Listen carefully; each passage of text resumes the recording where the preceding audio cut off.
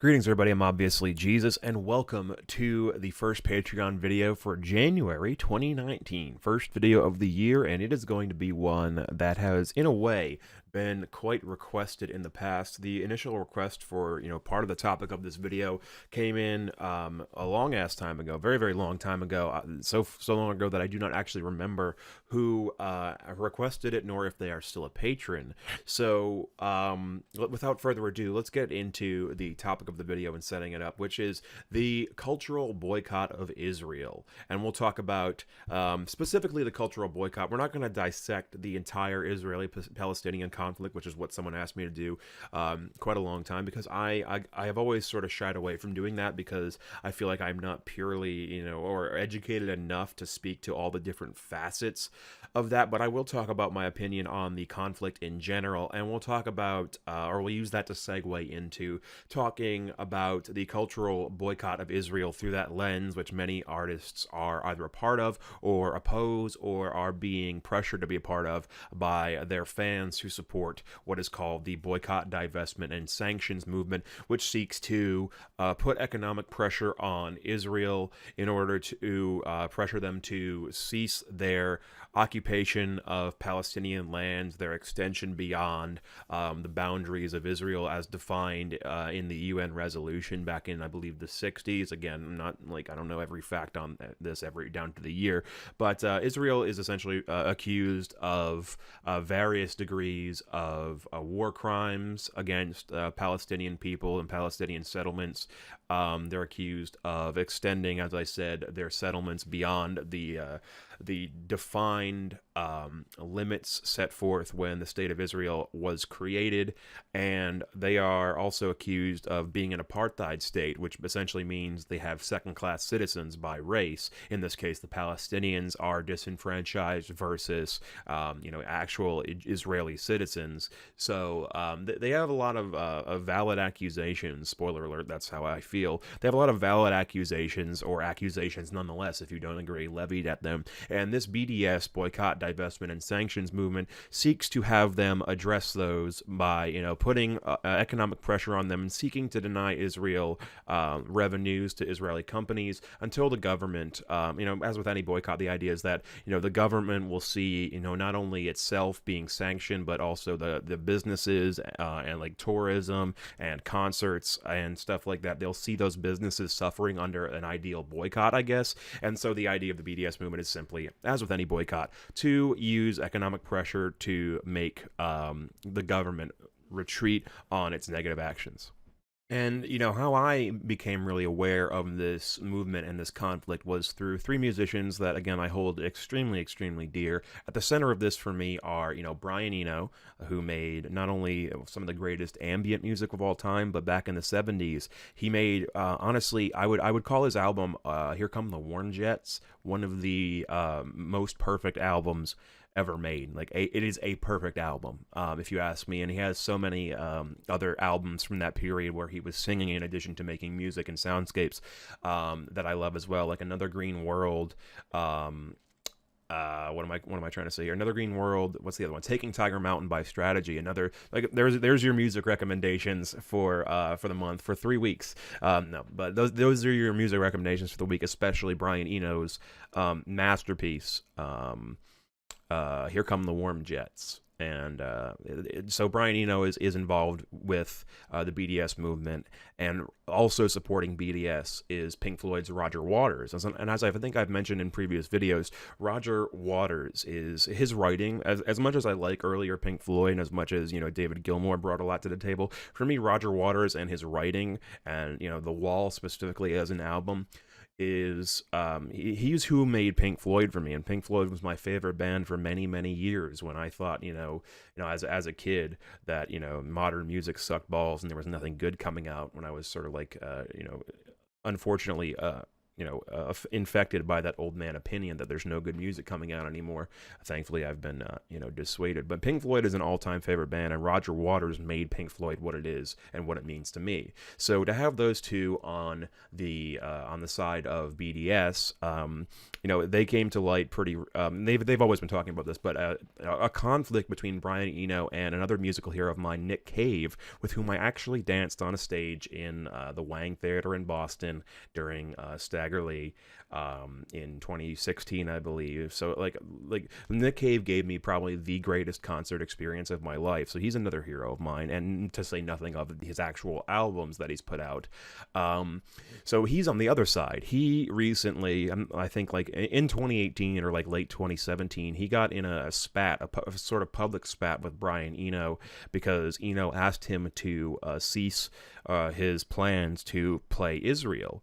And Nick Cave decided that he was going to play Israel anyway. And even as recently as like a month or two ago, in his very, very interesting to read just on their own, in his Red Hand Files, Nick Cave, the Red Hand Files are essentially where he talks about questions that his readers or his fans have sent to him, and I think he's got like 15 of them on there, and one of them is about the Brian Eno stance on Israel, and he said it was one of the most asked questions, or the most mentioned topic for him to talk about. So he made a response to that, calling the boycott, I believe, shameful and cowardly, or cowardly and shameful. So he very recently has been still opposing the BDS movement to boycott Israel, and the Bad Seeds and Nick Cave played Israel last year, I believe. So he ultimately did not give in and acquiesce to BDS's demands that were delivered to him and asked of him by Brian Eno.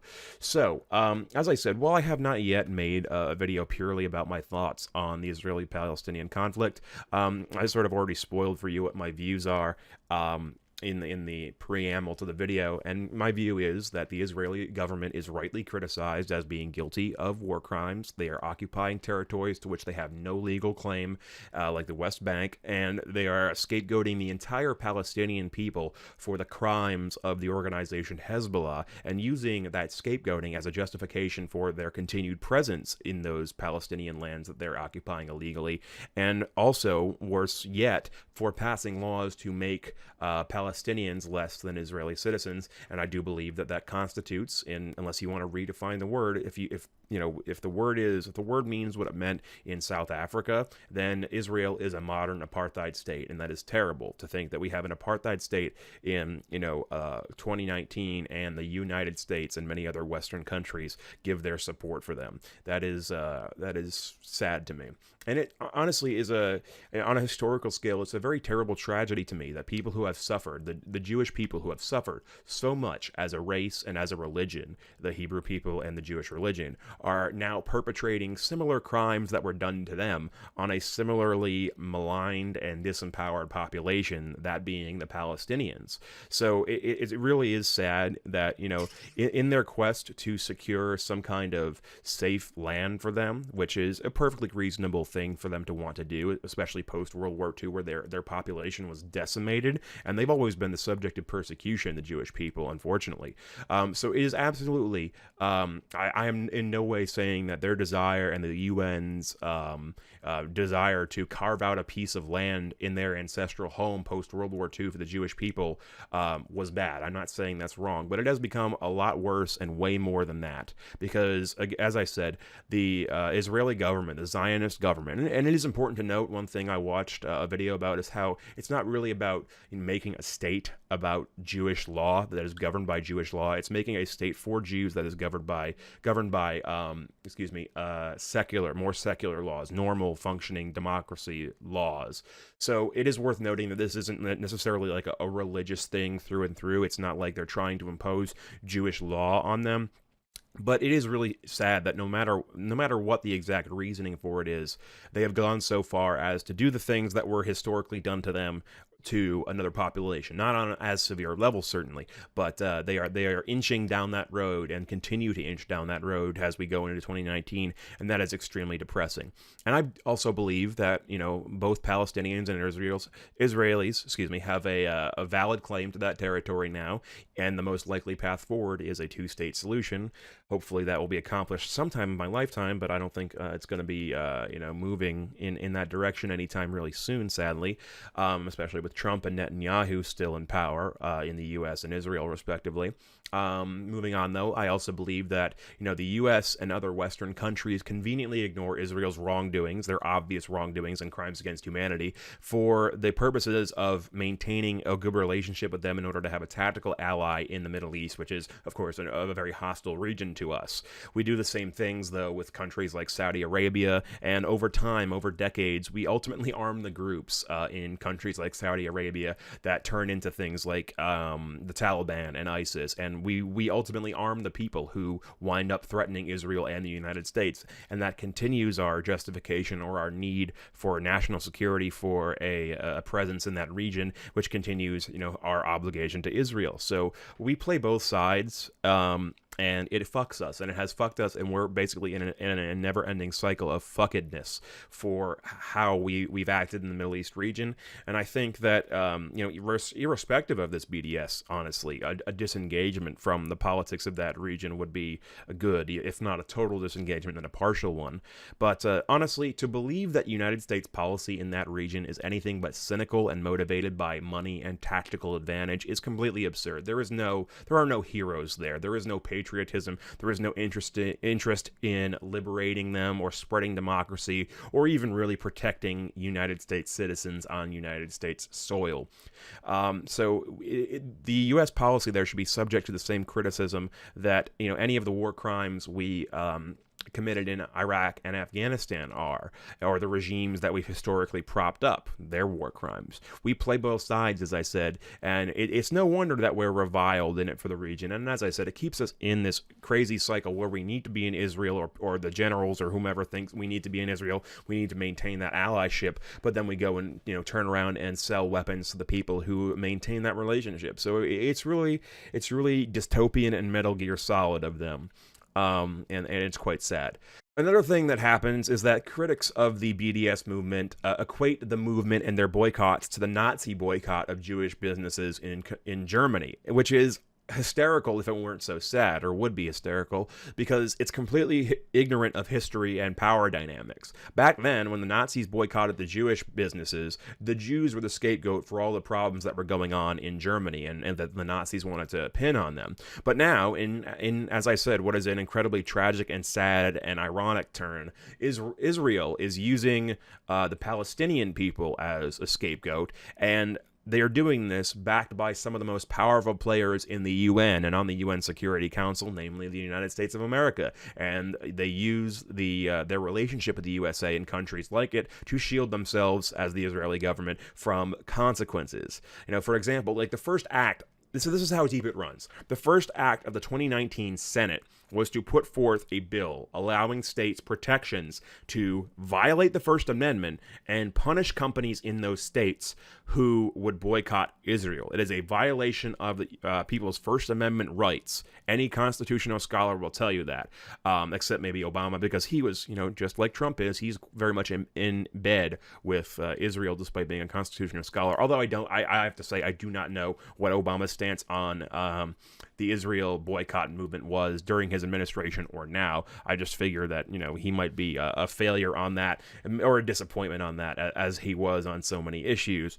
But it's crazy. The first act of our Senate in this year was to allow states more protections to punish companies who openly boycott Israel, which is insane, and it violates the First Amendment. And I believe it can be applied to individuals as well, individuals who run, companies, or individuals within companies as well. So the U.S. interest in Israel here in the United States, it transcends parties, it transcends, our value in the Constitution, libertarian. I think honestly, Rand Paul might be one of the better people on this this, although again I don't have it here because he's not really germane to the video.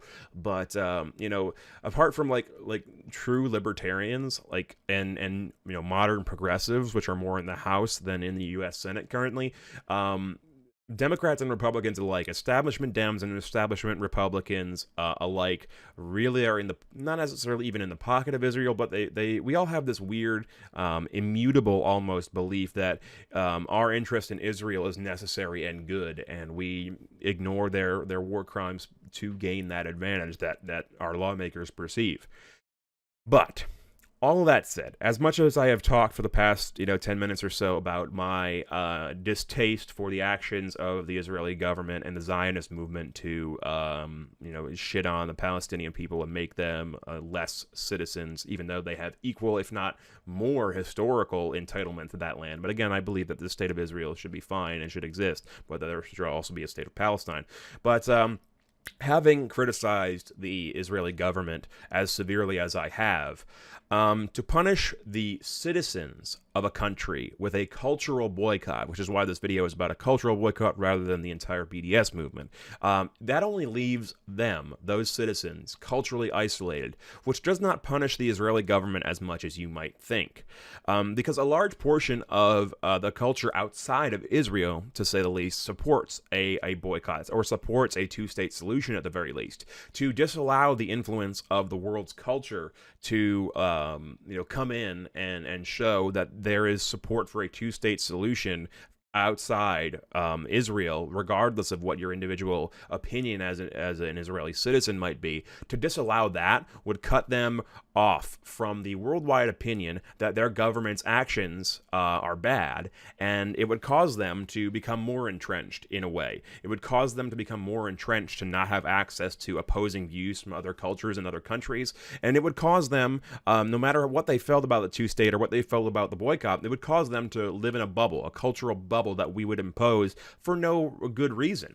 If they would be boycotted, despite the fact that almost half of Israeli Jews support a two-state solution, that's from the Jerusalem Post, then you're alienating 46% of the Israeli Jewish population, and you risk driving them back into the arms of their Zionist government, which they might originally oppose, but they might say, oh, the world is being hostile to us, they're boycotting us, even though we're moral. Maybe our government is right to have the stance that it has. You risk entrenching them, and I don't think that it's going to have the desired effect necessarily to boycott them. It's also not very adaptive to believe that literally every artist who plays Israel, even an artist who is a vocal opponent of the Israeli government's actions while they're there, before they're there, and after they're there, will be used to equal measure by the government as an example of support for Israel, especially those like Brian Eno and Roger Waters, who are known these days primarily for their massive opposition to the Israeli government. One of the main criticisms that the BDS movement has for people like Nick Cave is that, oh, Nick, if you go to Israel, you're going to be used no matter what you say. Your appearance there and your willingness to come here is going to be used to say by the Israeli government. It's going to be used for PR to say, oh, look, we're still friends with, this Australian musician who lives in England and performs often and is popular in the United States. They're going to use you to legitimize themselves and say, look at this big guy who supports Israel. But the truth of the matter is it's not as clear cut. If someone who is diametrically opposed to the Israeli regime, like Roger Waters or Brian Eno, if they were to play Israel tomorrow, it's not as if people would suddenly think they'd change their minds, especially if they spoke on stage and to the Israeli press about their opposition to the Zionist regime. And I don't believe that Israel is a place where you can be arrested for that kind of thing, for bad-mouthing the current administration. So I believe it's absolutely a valid criticism of this BDS cultural boycott component, at least, to say that you could probably make more of an impact by going there and speaking against the Zionist regime and how they've treated the Palestinians, then you can make more of an impact by doing that than by retreating and not going there at all. And that's something that Nick Cave says in his Red Hand Files as well. Like I said, if Roger Waters or Brian Eno were to go there tomorrow, the only thing that would surprise people is that they would have changed their minds. If they had never taken this stance, they could have gone there, they could have spoken to the press, they could have spoken to the press of every nation, England, United States, Israel, And they could have made their case for how badly the Palestinian people, are being treated without having to, avoid going there and actually reaching the fans and reaching the people who enjoy music and have a more nuanced and a more culturally wide view of the situation, who are, happen to be living in Israel.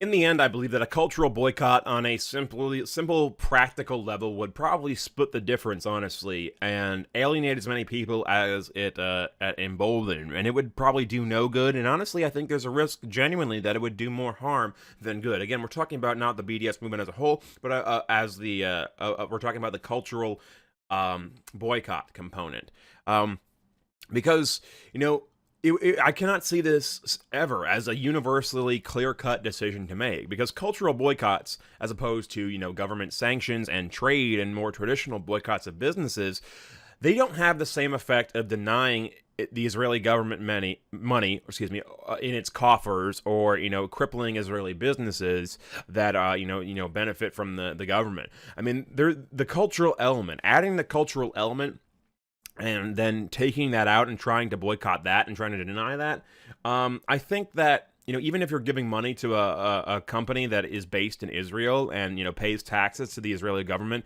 that, this company, I guess, would in this situation be, hosting these concerts or what have you, even giving them money because the cultural element is there, and because an artist can go there and, give money to that company, but still speak out powerfully through their music and show, and say that they don't support the Israeli government's actions, and they can go there and have their own opinion as opposed to simply, finances. I don't think it has the same structure or the same simplicity that, trade sanctions and boycotts do.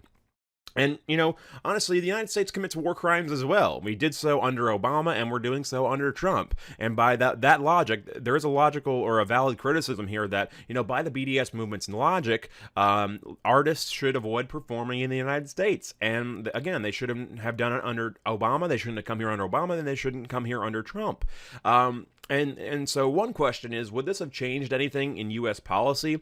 It sure would have pissed off a ton of United States concert goers, but I can't say that I believe it would have made them more angry at their leaders and elected officials than it would have made them angry at the artists who are refusing to play to the nation. Another criticism of the BDS is that their focus on Israel, as opposed to other criminal governments like the United States government, does seem to lend credence to the idea, on a surface level at least, that their focus on the Israeli government, which is comprised of Jewish people, is anti-Semitic. Although I think that an appropriate counter-argument exists to that allegation of anti-Semitism among the BDS, in that being an apartheid state, Israel being an apartheid state, means that they are on a whole different level of horrible.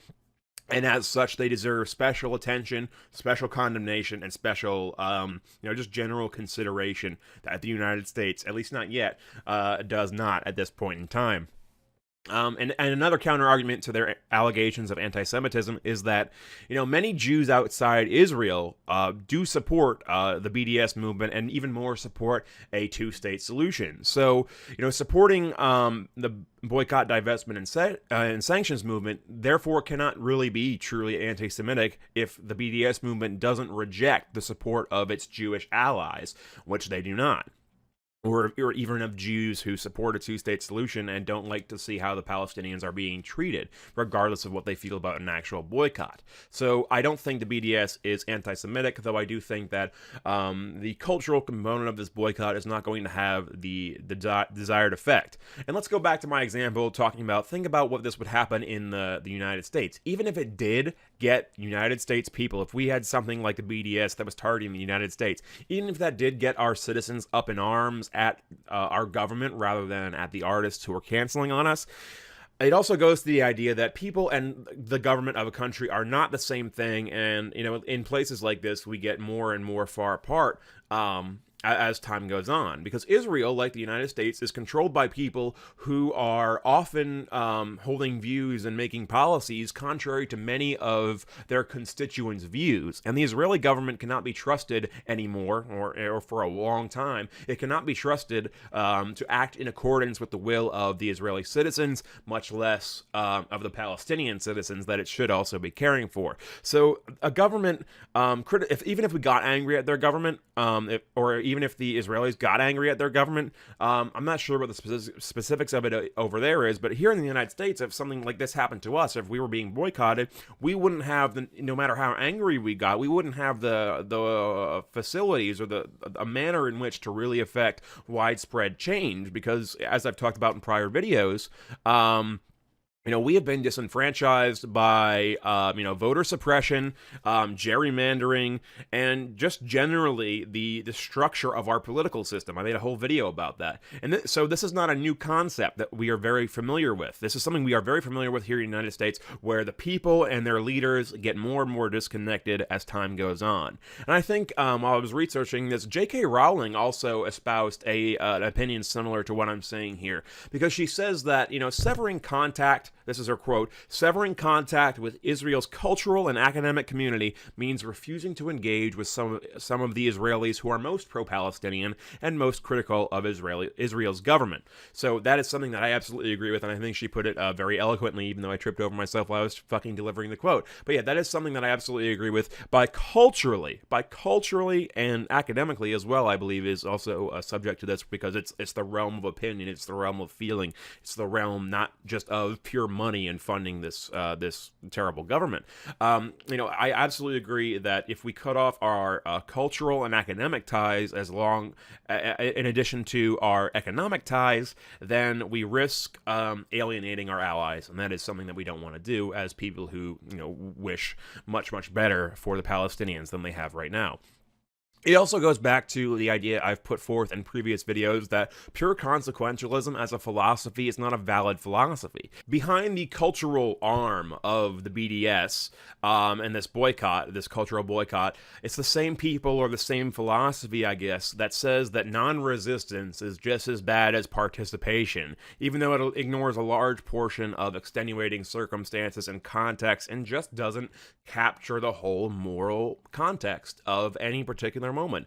Pure consequentialism, we can focus primarily on the consequences, that's fine, but pure consequentialism is not a valid philosophy because it ignores a gigantic portion of life and people's internal lives and their thought processes. So that's something that I worry about, for Brian Eno and Roger Waters. As much as I love them and I love what they've brought to my life through their music, I do worry that they're being a little bit, they're sort of eschewing and separating themselves and, going into the realm of pure ideology, but it's an ideology that doesn't account for the pragmatics of life. And an ideology that excludes pragmatics completely is no ideology, or no sound ideology, at least, at all. But all that said, as much as I do worry that the BDS's cultural and academic components will defeat itself and not turn out well for the Palestinians or the pro-Palestinian people of Israel, try saying that 5 times fast, I do not believe also, I'm not taking Nick Cave's side purely here, because Nick Cave did, as I said earlier, assert that the BDS movement is itself cowardly and shameful, and I won't give it that designation even closely, because people like Brian Eno and Roger Waters, they are acting, even though they're acting from this incomplete philosophy, I believe, they are acting cautiously, and they are acting in good faith to ensure that they can never be manipulated at all into being Israel's puppets. And as unlikely as I believe that Israel would be hopping over every artist who came there, especially if the artist were to publicly say that he denounced the actions of Israel's government towards Palestinians, I don't think they would jump on that. I don't think that's as commonplace or as realistic as Eno and Waters think it is. But I can appreciate that as part of the BDS movement, they are just trying to be cautious. They're taking themselves out of the equation so that they cannot be manipulated ever, even as unlikely as it is.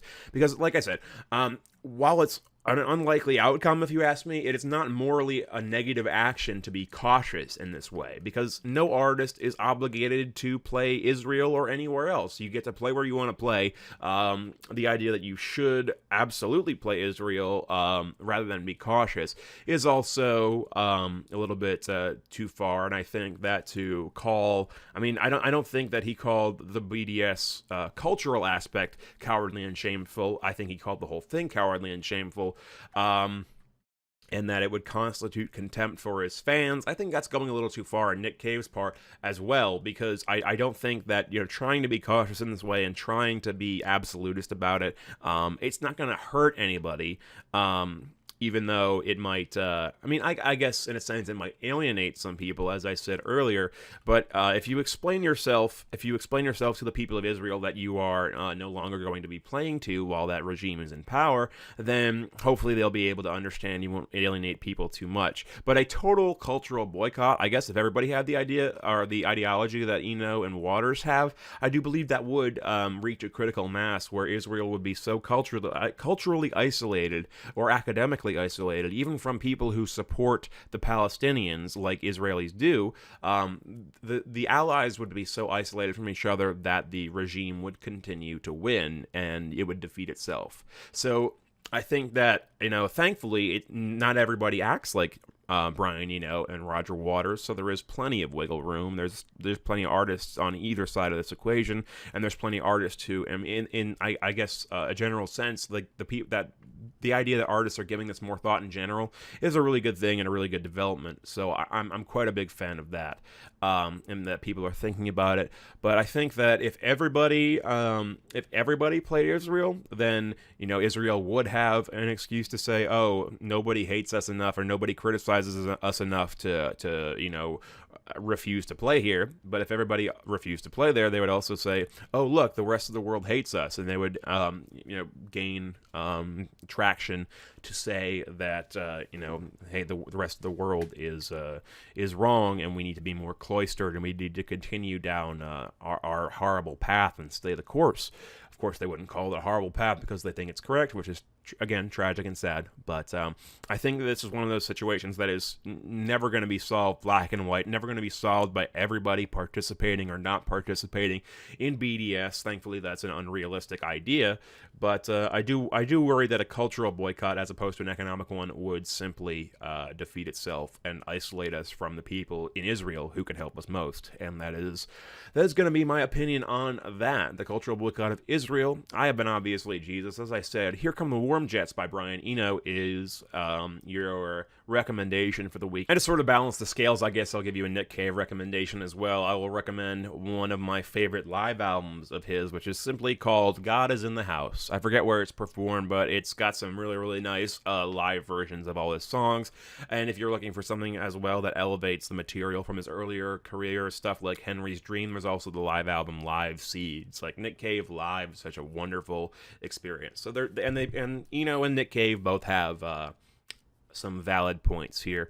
And so, yeah, Here Come the Warm Jets and God Is in the House by Brian Eno and Nick Cave, respectively. And Nick Cave, and I'll link to this Red Hand file that he wrote as well, where he talks about how, this is an idol of his as well, where, Brian Eno's first albums were so formulative for Nick Cave as he started not only the Bad Seeds, but the Birthday Party and his other bands with like Roland S. Howard and stuff like that. So it's kind of sad to see them on opposing sides of this.